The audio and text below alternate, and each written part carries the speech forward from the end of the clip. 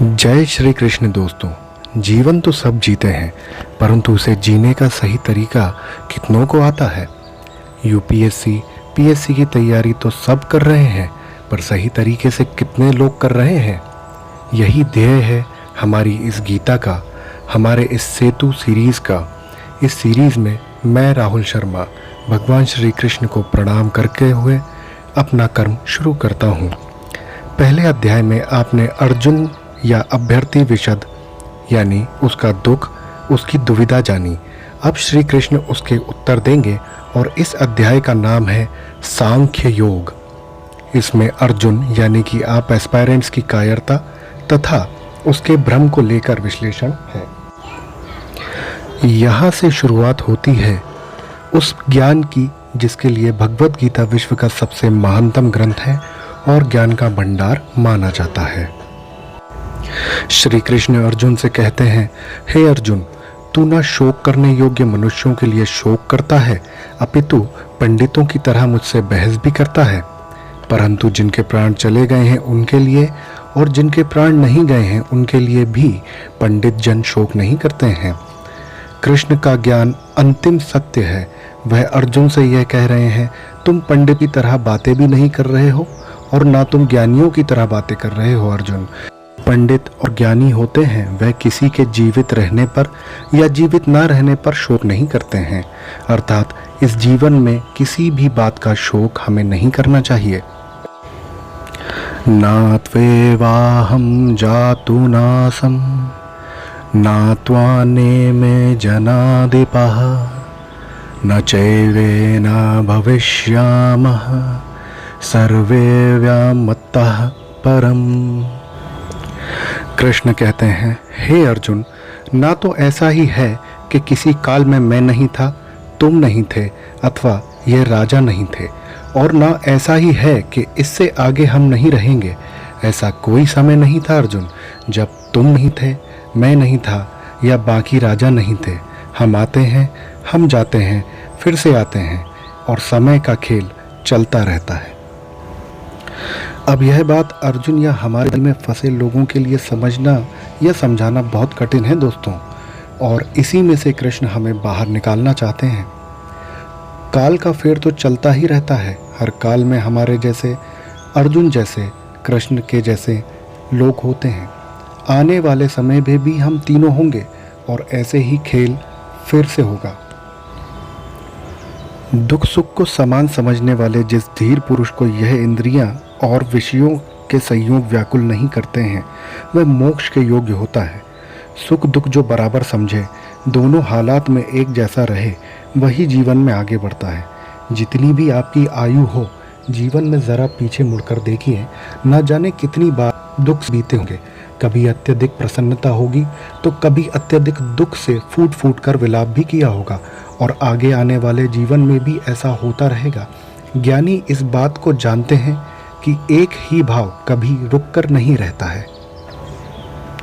न जायते म्रियते वा कदाचिन्यं भूत्वा भविता वा न भूयः अजो नित्यः शाश्वतोऽयं पुराणो न हन्यते हन्यमाने शरीरे।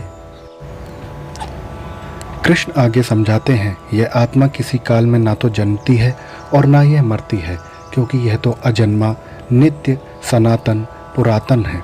शरीर के मारे जाने पर भी यह मरती नहीं है। आत्मा हमेशा रहती है, हर काल में। बाकी सब कुछ आता है और जाता है। आत्मा कल, आज और कल हमेशा रहेगी। गीता की सबसे गंभीर बात का यह मूल है दोस्तों। जब कुछ नहीं था तब आत्मा कुछ नहीं होगा तो भी आत्मा होगी, और आत्मा को छोड़ बाकी सब लोग आएंगे जाएंगे, सब कुछ बदलेगा, आएगा जाएगा, परंतु आत्मा वही रहेगी। दोस्तों, इससे हमें यह सीख लेनी चाहिए कि हमारे माता पिता का सम्मान करना बहुत आवश्यक है। हमें हमारे माता पिता का सम्मान आखिर क्यों करना चाहिए? अब इस बात को ध्यान से सुनिएगा। मैं यहाँ पर आत्मा की जगह माता पिता कर देता हूँ। अब सुनिए, गीता की सबसे गंभीर बात का यह मूल है दोस्तों, जब आप कुछ नहीं हैं तो आपके माता पिता आपके साथ हैं। अगर आगे भी कुछ नहीं हुए तो भी आपके माता पिता ही बस आपके साथ खड़े रहेंगे। माता पिता को छोड़कर हर रिश्ता बदलेगा। दोस्त आएंगे जाएंगे, रिश्ते बनेंगे टूटेंगे, परंतु माता पिता आपका साथ कभी नहीं छोड़ेंगे। बड़ी मुसीबत में आपकी परछाई भी साथ छोड़ देती है, परंतु माता पिता नहीं। इसलिए उनका सम्मान करो। सपने पूरे करने हैं तो उनके करो, क्योंकि उनका सपना तुम्हें सफल होते हुए ही देखना है। नैनम चिंदन्ति शस्त्राणि नैनम दहति पावकः न जैनम क्लेदयन्त्यापो न शोष्यति मारुतः। हे अर्जुन, इस आत्मा को शस्त्र नहीं काट सकते, इसे आग नहीं जला सकती, इसे जल नहीं गला सकता और वायु इसे सुखा नहीं सकती। आत्मा कोई वस्तु नहीं है कि कट जाए, जल जाए या सूख जाए। आत्मा के इसी स्वरूप को श्री कृष्ण समझा रहे हैं। जैसे कपड़ा फटता है, गल जाता है, उसी तरह आत्मा को कोई वस्तु समझना भूल होगी। उस आत्मा की अपनी इस दुनिया की किसी चीज़ से तुलना मत कीजिए। आत्मा किसी के भी जैसी नहीं, उसका कोई भी दूसरा उदाहरण संभव नहीं हो सकता। यहाँ पर आत्मा की तुलना वर्ग से करूँगा। जैसे आत्मा को कोई काट नहीं सकता, जला नहीं सकता, सुखा नहीं सकता, उसी प्रकार आप कितनी भी ट्रिक्स रट लो, स्मार्ट वर्क के नाम पर मूर्ख बन लो, पर आपको यह भली बात पता है यह एग्ज़ाम हार्ड वर्क मांगता है। जिस प्रकार आत्मा किसी के भी जैसी नहीं हो, उसका कोई दूसरा उदाहरण नहीं संभव है, वैसे ही हमारी मेहनत, हमारे हार्ड वर्क का भी कोई अन्य विकल्प नहीं है। इसलिए शॉर्ट ट्रिक के चक्कर में नहीं पड़ना है और हार्ड वर्क पर हमेशा आपको फोकस करना है। इस बात को ध्यान रखिएगा। अकीर्ति चापि भूतानि कथयिष्यन्ति ते व्ययाम संभावित चा कीर्ति मरणादतिरिच्यते। कृष्ण कहते हैं, अर्जुन, सब लोग तेरी बहुत काल तक रहने वाली अपकीर्ति का भी कथन करेंगे और माननीय पुरुष के लिए अपकीर्ति मरण से भी बढ़कर है। मतलब युद्ध करने से अगर मना कर दिया तो उससे बड़ा अपमान, उससे बड़ा तिरस्कार कुछ नहीं हो सकता। कुछ लोगों की भीड़ में आप जाते हैं तो लोग आपको सम्मान की नज़रों से देखते हैं, आपकी प्रशंसा करते हैं, और दूसरी ओर इसी स्थिति में आपको अपमान की नज़रों से देखते हैं और अपनी नज़रें फेर लेते हैं। आपको क्या स्वीकार है, यश या कीर्ति, अपमान या सम्मान? युद्ध को छोड़ देने का मतलब ही अपमान है। दोस्तों, यूपीएससी पीएससी निकालना कोई आसान काम नहीं है। आपके क्षेत्र में, आपके कैंपस में शायद ही कोई होगा, या होगा भी तो एक या दो कोई होंगे जिन्होंने यूपीएससी या पीएससी क्लियर की होगी। श्री कृष्ण के कथन अनुसार अगर आप यूपीएससी या पीएससी निकाल लेते हैं तो आपकी सफलता की कहानी काफ़ी समय तक सुनाई जाएगी। और इस सोशल मीडिया के काल में तो आप यूपीएससी या पीएससी निकाल लेते हैं तो आप बहुत ही जल्दी वायरल हो जाएंगे, क्योंकि यह आसान काम नहीं है। लेकिन अगर आप लोगों के उपहास या विपरीत परिस्थितियों से एग्ज़ाम देने का अपना निर्णय त्याग देते हैं तो निश्चित ही आप तिरस्कार का पात्र बनेंगे। लोग आप पर हंसेंगे, क्योंकि लोग नहीं चाहते कि आप आगे बढ़ें। आप चयनित हो गए तो बात ही कुछ और है। आप सम्मानित व्यक्ति रहेंगे, लोग आपकी प्रशंसा करेंगे, परंतु लोगों के उपहास के डर से, परिस्थितियों के डर से आप पीछे हट जाएंगे तो वही लोग आपका तिरस्कार करेंगे और तिरस्कार की दृष्टि से आपको देखेंगे, आपसे मुंह फेर लेंगे। आप निर्णय लीजिए, आपको क्या चाहिए, यश या कीर्ति, सम्मान या तिरस्कार? बीच मैदान से अपना 100% दिया बिना लोगों के उपहास के डर से भाग जाना कायरता है। आप निश्चित ही तिरस्कार का पात्र बनेंगे। भयद्राणादुपरतं मस्यन्ते त्वां महारथा येषां च त्वां बहुमतो भूत्वा यास्यसि लाघवम्। हे अर्जुन, जिनकी दृष्टि में तू पहले बहुत सम्मानित होकर अब लघुता को प्राप्त होगा, वह महारथी तुझे भय के कारण युद्ध से हटा हुआ मानेंगे। दोस्तों, अर्जुन को सब महान योद्धा समझते थे। अगर अर्जुन युद्ध से हट जाता तो वह उसे कायर मानते, चाहे अर्जुन हो या हम। युद्ध ना करने में बहुत अपमान होता है। अच्छा या बुरा, छोटा या महान, यह सब तुलना का खेल है दोस्तों। इस खेल में हार जीत तो होती ही रहती है। इसके अलावा युद्ध में कौशल दिखाना एक बहुत बड़ी बात होती है। अगर कोई युद्ध से ही मुंह फेर लेता है तो समाज में उसे कहीं जगह नहीं मिलती। आप जिस भी शहर से तैयारी करने आए हैं, उनकी आंखों में एक सम्मान है आपके प्रति। आपके आलोचक भी इस बात से खुश नहीं हैं, वह अपनी पूरी कोशिश कर रहे हैं आपकी निंदा करने में। अगर आप उपहास के डर से एग्ज़ाम छोड़ देंगे तो आपके शुभचिंतकों की दृष्टि में जहां आपके लिए सम्मान है, वहीं वह आपको एक भगोड़ा समझेंगे और आपके आलोचकों को तो और बल मिल जाएगा। मैंने तो पहले ही कहा था, फालतू पैसा बर्बाद कर रहे हो, इसके बस का कुछ नहीं है। दोस्तों, यह मैं स्वयं अपने एक रिश्तेदार से सुन चुका हूँ और वह मेरा दुर्योधन है। क्या आपने पहले अध्याय में अपनी डायरी में अपने दुर्योधन का नाम लिखा है या नहीं? कमेंट में ज़रूर बताइएगा। जैसे कि कृष्ण ने कहा कि युद्ध में कौशल दिखाना बहुत बड़ी बात होती है, उसी तरह आपको अपना 100% देना है। अगर नहीं भी निकला तो आपको यह दुख कभी नहीं होगा आपने अपना पूरा प्रयास नहीं किया। विदिशयन्ति तवाहिताः निन्दन्तस्त्व सामर्थ्य तथो दुखंतरम नु किम्। आपके बैरी, आपके शत्रु तो इसी ताक में रहते हैं कि कब आपकी निंदा कर सकें। युद्ध से भागकर उन्हें ऐसा मौका क्यों देना? हे पार्थ, तेरे बैरी तेरे सामर्थ्य की निंदा करते हुए तुझे बहुत से ना कहने जैसे वचन भी कहेंगे। उससे अधिक दुख और क्या हो सकता है? अपने चारों ओर देखिए दोस्तों, ऐसे लोगों की कमी नहीं है जो इस मौके की तलाश में ही है कि कैसे आपको नीचा दिखाया जाए। अगर यह मौका आप खुद ही उन्हें परोस कर देंगे तो सोचिए उन्हें कितनी खुशी होगी। फिर हमें उन्हें यह मौका देने की क्या आवश्यकता है? हतो वा प्राप्स्यसि स्वर्ग जित्वा वा भोक्ष्यसे महिम् तस्मादुत्तिष्ठ कौन्तेय युद्धाय कृत निश्चया। हे अर्जुन, या तो तू युद्ध में मारा जाकर स्वर्ग को प्राप्त होगा या तो तू जीतकर पृथ्वी का राज्य भोगेगा। इस कारण तू हे अर्जुन युद्ध के लिए खड़ा हो जा। आज की दुनिया में भी इसी बात को सोच के देखिए दोस्तों, पूरी जी जान से पढ़ने पर आपके मन में असफलता का भय नहीं होता। आप हार जीत की चिंता नहीं करते क्योंकि आप अपना सब कुछ झोंक चुके होते हैं। जीतने पर नाम होता है और हारने पर भी आप अपने और दूसरों के मन में सम्मान पाते हैं क्योंकि आपने धर्म के अनुसार युद्ध किया। इसलिए अपनी चुनौतियों से कभी भी मुंह नहीं मोड़ना चाहिए। पढ़ाई में अपना सब कुछ लगाने पर हार जीत में अंतर कम हो जाता है और यही तो कृष्ण भी कह रहे हैं कि सुख और दुख को एक जैसे समझने और युद्ध में लग जाएं। मनुष्य को अच्छा बुरा सबको एक जैसा समझकर अपने काम अपनी चुनौतियों में लग जाना चाहिए। यवानार्थ उदपाने सर्वतः संप्लुतोदके तवांस व्रेषु वेदेषु ब्राह्मणस्य विजानताः।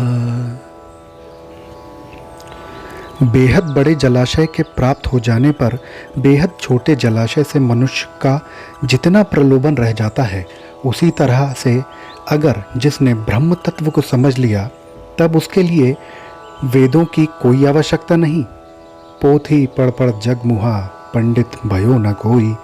पोथी या वेद से ही आपको सफलता मिले ऐसा सोचना गलत है। कर्मयोग तो उस बड़े तालाब की तरह है कि अगर यह मिल गया तो छोटे तालाब की आवश्यकता आपको क्यों रहेगी। कर्म का खेल इतना बड़ा है कि उसके आगे सारे ज्ञान छोटे पड़ जाते हैं, लेकिन कर्म को आपको समझना पड़ेगा कि आखिर यह होता क्या है। कर्मण्यवाधिकारस्ते मा फलेषु कदाचन मा कर्मफल हेतु भ्रूम्राते संगोस्त्व कर्मणि।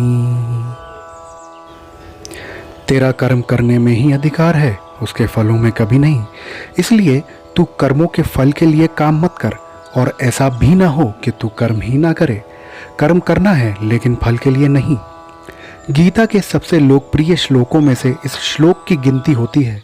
कर्म करना है लेकिन फल के लिए नहीं, उसे अपना धर्म, अपना कर्तव्य समझकर।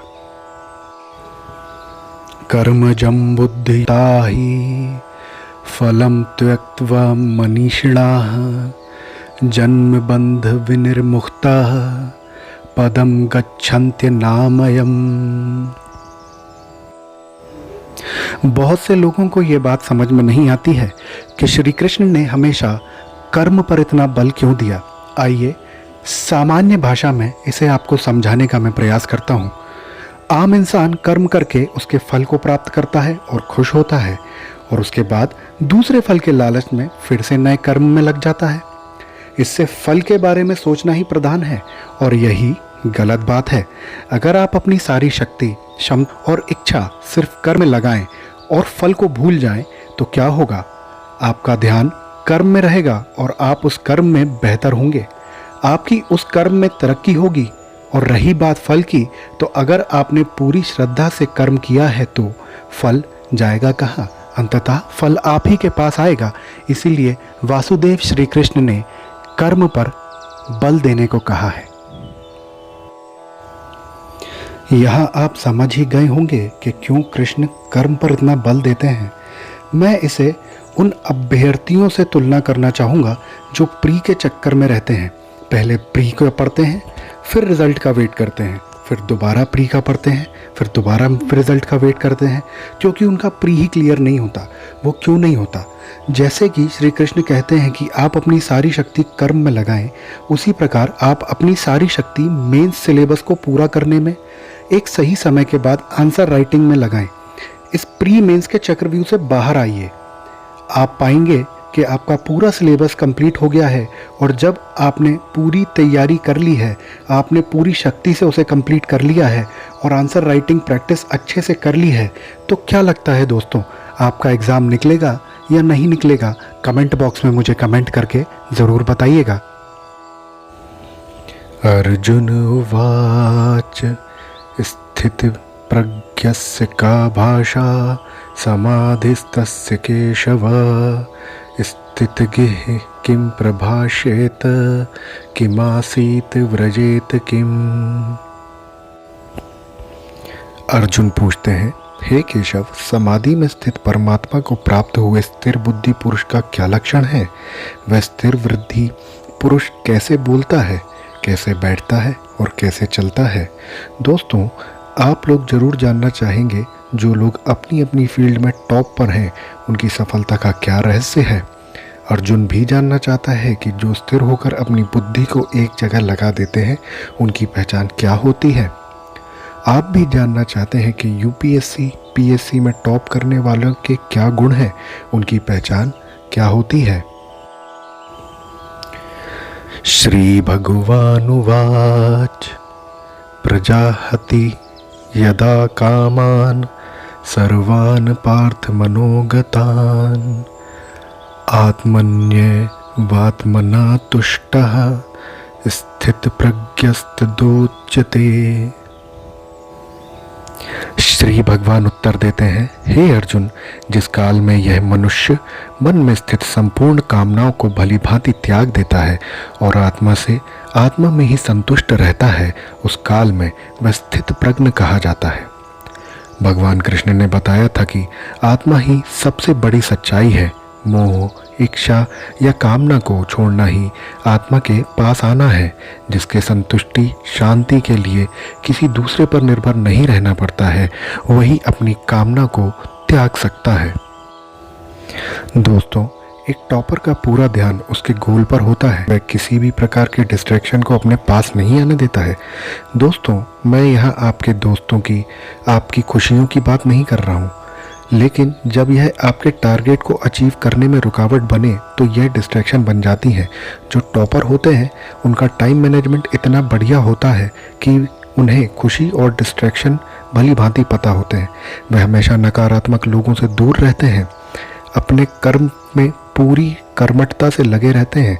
जब दुनिया सो रही होती है, वह टॉपर जागकर अपना कर्म कर रहा होता है। श्री कृष्ण यही तो बता रहे हैं, एकाग्र होकर अपने कर्म पर जोर दो। एकाग्रता बढ़ाने के लिए पिछले ही अध्याय में मैंने आपको बताया था कि आज से ही मेडिटेशन करें। अब हमें भी टॉपर बनना है। श्री कृष्ण जी के बताए मार्ग पर एकाग्रता से सिर्फ अपने कर्म को ध्यान में रखना है, फल को नहीं। तानि सर्वाणि संयम्य युक्त आसीत मत्परः वशे हि यस्य येन्द्राणि तस्य प्रज्ञा प्रतिष्ठिता। हे अर्जुन, इंद्रियों को वश में रख भगवान को ध्यान में रख जो बैठता है, अपने कर्म अपने कर्तव्य में जो ध्यान लगाता है, उसी की बुद्धि स्थिर हो जाती है। वह ईश्वर व अपने लक्ष्य की समीप हो जाता है। दोस्तों, अगली बार आप कुछ भी करें तो यह देखें वह कार्य आपसे आपकी इंद्रियां करवा रही हैं या आपका कर्म करवा रहा है। आप स्वयं ही समझ जाएंगे। इंद्रियों को वश में ना होकर उन्हें अपने वश में करने पर ही आप अपनी बुद्धि को स्थिर कर पाएंगे। आपने अपने मित्र को मना तो कर दिया, या आपने ऐसा कार्य जैसे कि टीवी देखना, वेब सीरीज़ देखना, मूवी देखना, मोबाइल में व्यर्थ टाइम वेस्ट करना, मना तो कर दिया इन सब के लिए, पर वही बातें आपके दिमाग में घूम रही हैं। वही आपकी इंद्रियां हैं और उन्हें वश में करने का एकमात्र उपाय है, वह है ध्यान, मेडिटेशन।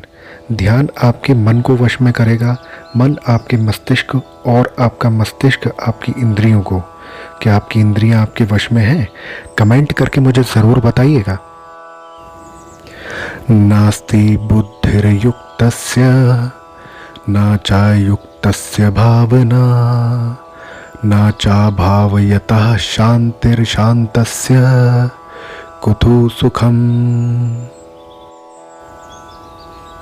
जो पुरुष अपने मन या अपनी इंद्रियों को नहीं जीत पाते, उनमें निश्चयात्मिका बुद्धि नहीं होती, यानी कि वह स्पष्ट और सटीक निर्णय नहीं ले पाते।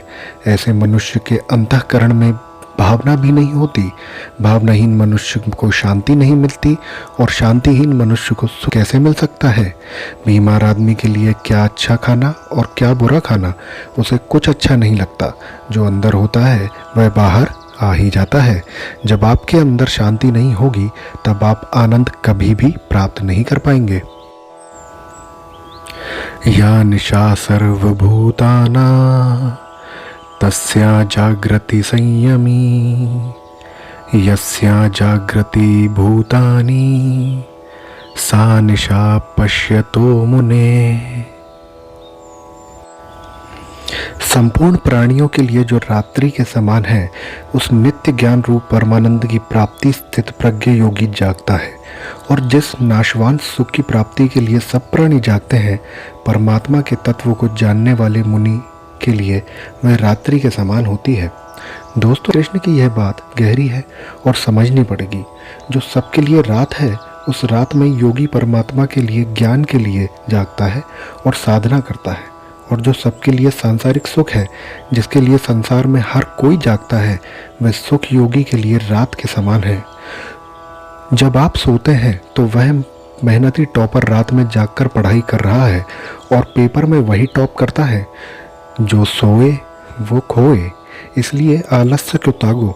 जो लोग बोलते हैं 8 घंटे सोना बहुत ज़रूरी है, आप मेरी बात समझिए।